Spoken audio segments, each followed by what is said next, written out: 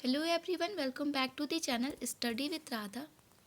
Guys, आज के इस वीडियो में हम डिस्कस करेंगे अकाउंटिंग फॉर मैनेजरियल डिसीजन के कुछ most important descriptive question answer को। फर्स्ट क्वेश्चन है हमारा, what is accounting for managerial decision? प्रबंधकीय निर्णयों के लेखांकन क्या है? तो इसमें हम मेन ऑब्जेक्टिव देखेंगे। तो आंसर हो जाएगा हमारा, the main objective of managerial accounting is to maximise profit and minimise losses. It is concerned with the presentation of data to predict inconsistency in finances that help managers make important decisions. Its scope is quite vast and includes several business operations. प्रबंधकीय लेखांकन का मुख्य उद्देश्य लाभ को अधिकतम करना और हानि को कम करना है।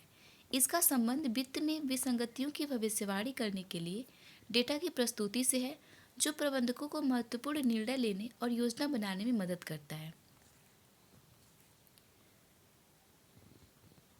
सेकेंड क्वेश्चन है, what are the concept of managerial accounting? प्रबंधकीय लेखांकन की अवधारणाएं क्या हैं? तो आंसर हो जाएगा हमारा, managerial accounting involves examine proposal, deciding it if the product और service are needed and finding the appropriate way to finance the purchase. It also outline pay back period so management is able to anticipate future economic benefit. प्रबंधकीय लेखांकन में प्रस्तावों की जांच करना, यह तय करना कि उत्पादों और सेवाओं की आवश्यकता है या नहीं, और खरीद को वित्त पोषित करने का उचित तरीका खोजना शामिल है. इसमें पेबैक अवधि की भी रूपरेखा दी गई है, इसलिए इसको प्रबंध लेखांकन कहते हैं. नेक्स्ट क्वेश्चन है हमारा, what is the role of auditor? Auditor की क्या भूमिका होती है?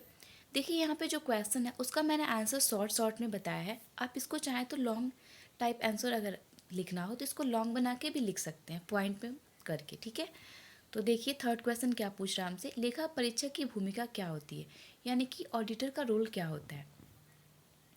आंसर हो जाएगा आपका, an auditor is person authorise to review and verify the accuracy of financial records and ensure that companies comply with tax laws. एक लेखा परीक्षक वह व्यक्ति होता है जो वित्तीय रिकॉर्ड की सटीकता की समीक्षा और सत्यापन करे और यह सुनिश्चित करने के लिए अधिकृत होता है कि कंपनियों पर कानूनों का अनुपालन करती है या नहीं. ओके, नेक्स्ट क्वेश्चन है हमारा, explain the term budgetary control and mention some of the advantage. On what does the success of such control depends. बजटीय नियंत्रण शब्द की व्याख्या करें और इसके कुछ लाभों का उल्लेख करें. ऐसे नियंत्रण की सफलता किस पर निर्भर करती है? तो आंसर हो जाएगा आपका, budgetary control means setting up the particular cost and maintaining the cost of operations of the firms within that particular cost. It find out the differences between actual performance and budgeted performance in case the difference try to make improvement. यानी कहने का मतलब ये है कि जो budgetary control होता है उसका अर्थ है कि एक विशेष लागत निर्धारण करना और उस विशेष लागत के भीतर फर्म का संचालन करना. ठीक है, और ये बनाए रखना कि जो विशेष लागत निर्धारित की गई है फर्म का संचालन उसी लागत के अंदर हो रहा हो. अगर वास्तविक प्रदर्शन और बजट में के बीच में, यानी कि जो एक्चुअल परफॉर्मेंस है और जो स्टैंडर्ड परफॉर्मेंस है, उनके बीच में कोई अंतर आती है तो वो अंतर क्यों आई है, इस बात का पता लगाना और इसको ख़त्म करने की कोशिश करना. ठीक है, नेक्स्ट क्वेश्चन है आपका, what is mean by standard cost? How are the standard cost fixed? Illustrate your answer. मानक लागत से क्या तात्पर्य है? मानक कैसे तय किए जाते हैं? अपना उत्तर स्पष्ट कीजिए. तो इसको आप अपने तरीके से भी बड़ा करके लिख सकते हैं. तो देख लेते हैं इसका answer. According to the chartered institute of management accountant, यानी कि CIMA London, standard costing is the predetermined cost based on technical estimate for material, labour and overheads for the selected period of time for the prescribed set of working condition.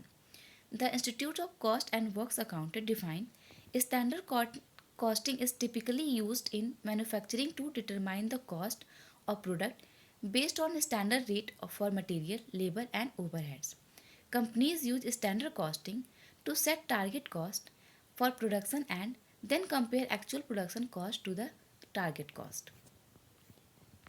यानी कि chartered institute of management accountant London के अनुसार मानक लागत वह चयनित के लिए सामग्री है, श्रम और ओवरहेड की तकनीकी अनुमानों के आधार पर पूर्व निर्धारित लागत है। ठीक है, मानक लागत का उपयोग आमतौर पर सामग्री, श्रम और ओवरहेड के मानक दरों के आधार पर उत्पादों की लागत निर्धारित करने के लिए विनिर्माण किया जाता है। कंपनियां लक्ष्य लागत निर्धारित करने के लिए मानक लागत का उपयोग करती हैं। नेक्स्ट क्वेश्चन है आपका, डिफाइन रिस्पॉन्सिबिलिटी अकाउंट डिस्कस इस साइलेंट फीचर, यानी कि रिस्पॉन्सिबिलिटी यानी कि उत्तरदायित्व लेखांकन को परिभाषित करें, इसकी प्रमुख विशेषताओं पर चर्चा करें।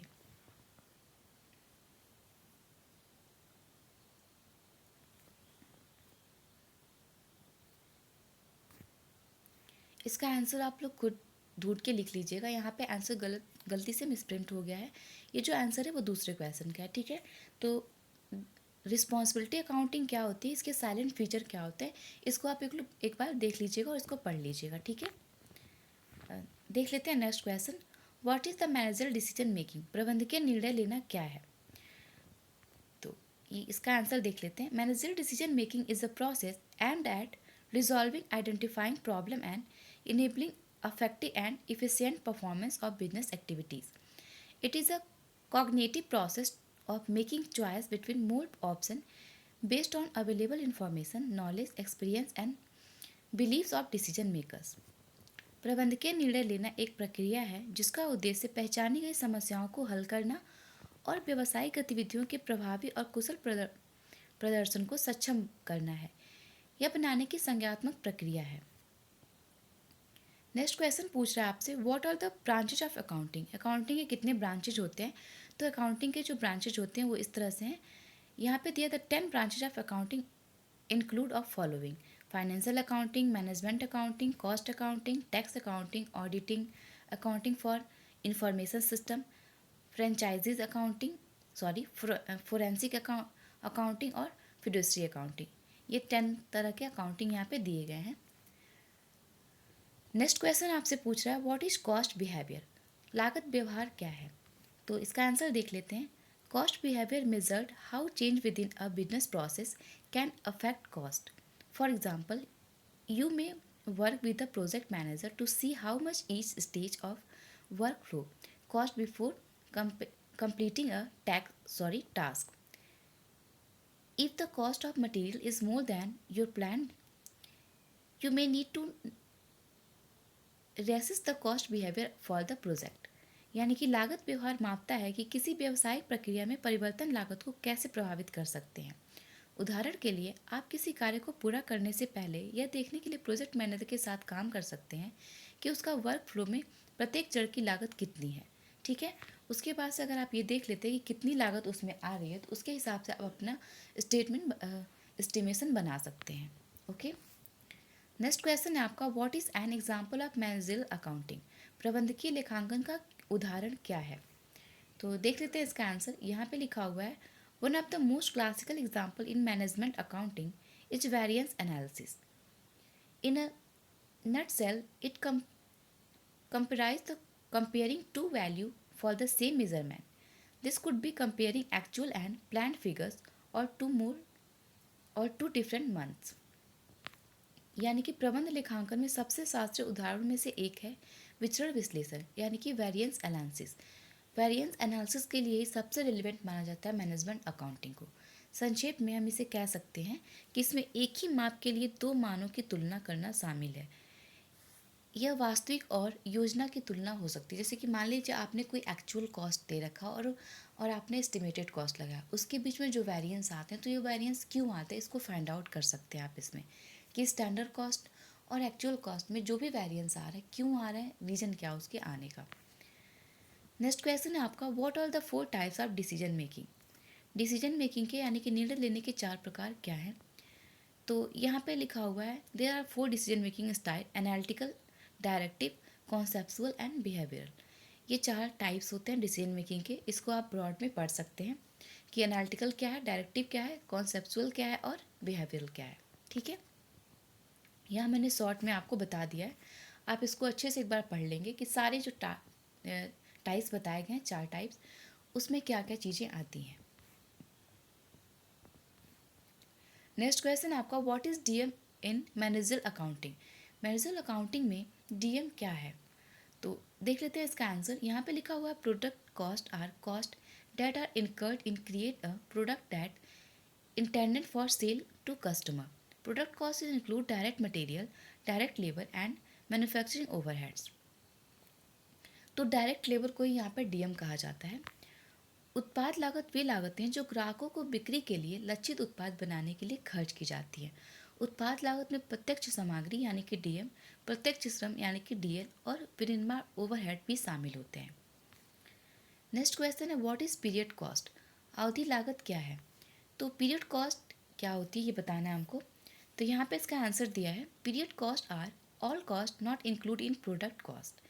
Period cost are not directly tied to the production process. Overhead or sale, general and administration cost are considered period cost.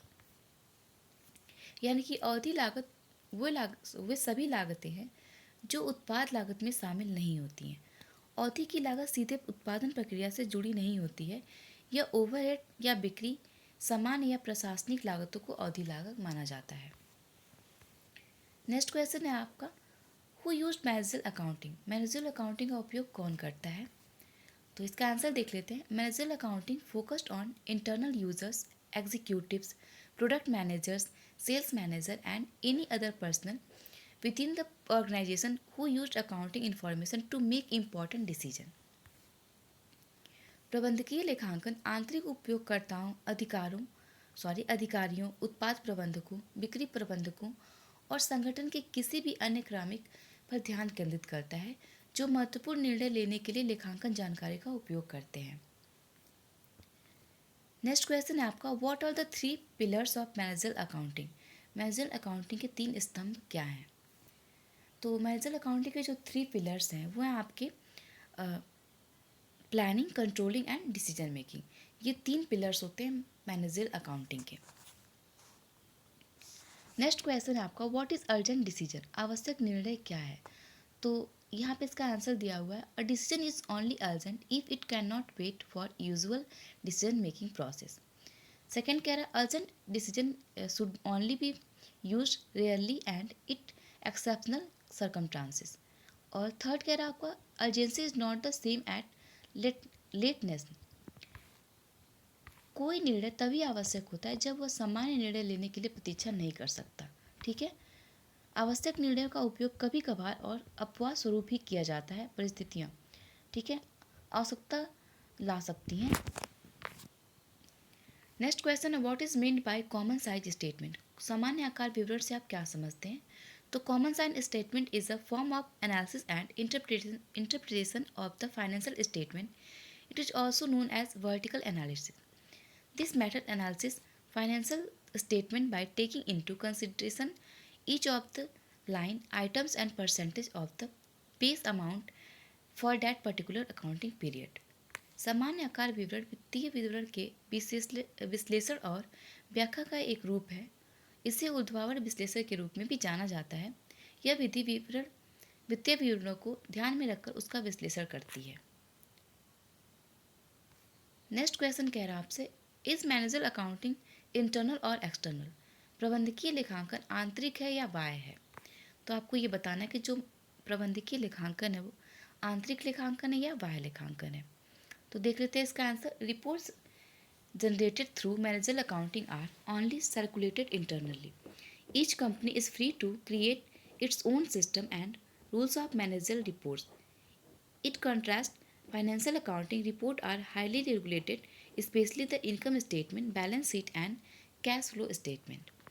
प्रबंधकीय लेखांकन के माध्यम से उत्पन्न रिपोर्ट केवल आंतरिक रूप से प्रसारित की जाती है। प्रत्येक कंपनी प्रबंधकीय रिपोर्ट पर अपनी प्रणाली और नियम बनाने के लिए स्वतंत्र है। इसके विपरीत वित्तीय लेखांकन रिपोर्ट तैयार जो की जाती है वो आंतरिक चीज़ों को ही दिखाती है। इसमें आपका balance sheet, cash flow statement, ये सारे इंक्लूड होते हैं। नेक्स्ट क्वेश्चन है, what is break even analysis, discuss the assumption used and limitation of this technique. तो यहाँ हमसे पूछ रहा है कि जो ब्रेक इवन पॉइंट है वो ब्रेक इवन पॉइंट किसे कहते हैं, इसके एजम्पशन को डिस्कस करिए और इसके लिमिटेशन का यूज़ करिए। ठीक है, तो देख लेते हैं यहाँ पे इसका आंसर।